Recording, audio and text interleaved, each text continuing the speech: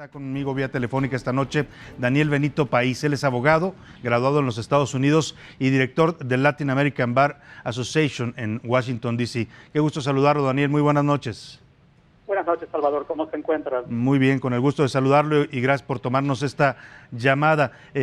Decíamos lo que estamos viendo en estas tragedias, lamentablemente, pues no es nuevo, pero sí pone en esta ocasión el énfasis en un tema que no se habla mucho, no se quiere hablar en los Estados Unidos, el aumento de este discurso de la supremacía blanca que está proliferando en los Estados Unidos. Así es, y lamentablemente es un discurso que ya lleva muchos años, no es algo nuevo, no es algo que verdaderamente inició este presidente. Creo que la verdad es parte de un discurso casi sistemático en favor de ciertas organizaciones como el NRA y otras organizaciones ya de extrema derecha que se dedican básicamente a utilizar a tontos útiles como ciertas personas que básicamente son los que utilizan las armas, pero que de verdad no están detrás de el hacer, ¿no? O la parte maquiavélica del asunto. Decía el expresidente Barack Obama en un mensaje que emitió a través de las redes sociales que puede ser que estos sujetos actúen solos, en solitario, pero que detrás de ellos hay toda una organización de asociaciones que promueven esta idea de la supremacía blanca y que proliferan sobre todo en el Internet y invitan a actuar a este tipo de jóvenes que pues se creen este discurso. Correctamente, sí, supremacistas blancos, gente que están a favor del neonazismo, diferentes grupos que de verdad son con ciertas agendas, ¿no? que utilizan a cierta gente de ciertas áreas de los Estados Unidos, las cuales no tienen un nivel muy alto educacional y que todavía compran este discurso en este siglo, ¿no? ¿Qué tanta responsabilidad tiene en esto? Tú lo decías bien, Benito, no es un tema nuevo, ha existido a lo largo de la historia de los Estados Unidos, pero se ha agudizado en esta administración, con la llegada al poder de Donald Trump, la idea de que estos grupos tienen ciertos vínculos con la Casa Blanca, cierta por lo menos afinidad ideológica. ¿Qué tanta responsabilidad tiene el discurso en ese sentido antiinmigrante y también de odio racial que ha promovido el presidente Trump? Bueno, tiene una gran responsabilidad, ¿no?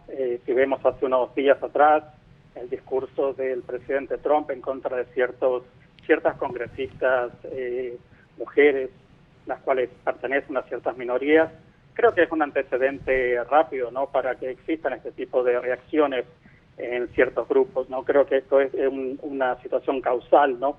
De lo que ocurrió hace unos días atrás y que por ende resultó en esto. Creo que cuanto más intensifique el discurso y la retórica anti-inmigrante y básicamente en contra de minorías, va a haber una mayor escalación de este tipo de situaciones y de este tipo de actos. Como sabemos, ciertos grupos y organizaciones que se dedican a fomentar este tipo de situaciones en la población norteamericana, también tienen sus problemas y han sido catalogados, por ejemplo, como el NRA, como un grupo terrorista. Hace poco, en abril de este año, la abogada general del estado de Nueva York catalogó al NRA como un grupo terrorista. Y son cosas que se siguen suscitando y tienen su agenda no solamente política, pero también tiene su agenda que en efecto tiene un impacto social increíble, ¿no? Claro, en ese sentido, organizaciones como la NRA, que han sido abiertamente respaldadas por el presidente Trump y que ellos también han respaldado al actual presidente desde que estaba en campaña, ¿tiene razón el gobierno de México cuando habla de terrorismo doméstico como el causante de estas masacres? Creo que tenemos que tener un poco de cuidado cuando catalogamos esto de terrorismo doméstico, ¿no? Es en parte, sí, terrorismo doméstico, es en parte un hate crime o un crimen de odio. Creo que en esencia hace muy bien el estado de Texas en querer encauzar a este individuo rápidamente para quizás tener como fin, ¿no?, el que llega a la pena de muerte, tener este caso como un caso de pena de muerte. Como sabemos, el estado de Texas es uno de los estados que siempre está a la vanguardia en las ejecuciones a nivel nacional en Estados Unidos, en contraste con lo que es el gobierno federal, que se demora muchísimos años, en los cuales en los últimos, creo yo que aproximadamente 20 años solamente han tenido el caso de pena de muerte como 3 en los pasados 20 años. Es decir, estamos hablando de una situación en la cual me parece muy importante que pensemos que el estado de Texas tiene en este momento la prioridad en este tipo de casos y no es un caso de remoción a un nivel federal. Que el gobierno federal en Estados Unidos piense que este es un caso de terrorismo doméstico está muy bien.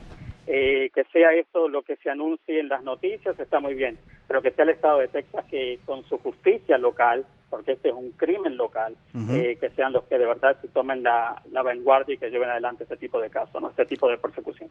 Finalmente, Daniel Benito País, abogado graduado en los Estados Unidos, director de Latin American Bar Association en Washington, te pregunto, ¿qué hace falta para que se pueda promover ya una legislación que regule la venta de armas, sobre todo las armas de alto poder en los Estados Unidos?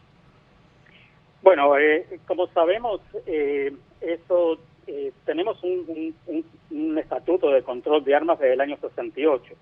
Si nos ponemos a ver la historia del NRA y cómo empezó el NRA, que básicamente fue una organización que se dedicaba en sus inicios, en el año 1871, a hacer un club de rifles y de tiro en el año 68, a raíz del control de armas en los Estados Unidos, en las cuales se requiere que haya un dealer que esté envuelto en las transacciones por armas en Estados Unidos. No es fácil vender un arma, ¿no?